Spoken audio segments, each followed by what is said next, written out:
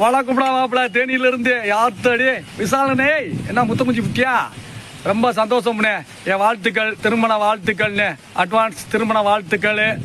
ஆமாம் எனக்கு இன்னொரு சந்தோஷம் என்னன்னா ஏற்கனவே ஒரு சவால் விட்டுருந்த என்னன்னா நம்ம கட்டடத்தை கட்டி முடிச்ச பிறகுதே கல்யாணம் முடிப்பேன் அப்படின்னு அப்பானா கட்டடத்தை கட்டி முடிச்சேன்னு அர்த்தம். ரொம்ப ரொம்ப மகிழ்ச்சி.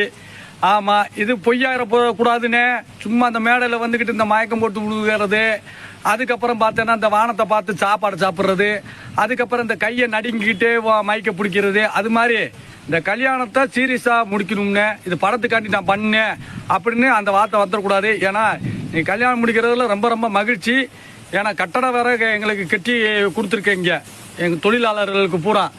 அதனால் அப்போத்தே நீ கல்யாணம் முடிப்பேன்னு ஒரு இதில் சொல்லியிருக்க, ஒரு பேட்டியில் சொல்லியிருக்கேன். நான் என்னைக்கு கட்டடத்தை கட்டி முடிக்கிறேனோ அனைத்தையும் கல்யாணம் முடிப்பேன்னு. அதே மாதிரி இது உண்மையாக இருக்கணும்னு நான் சொல்கிறேனே.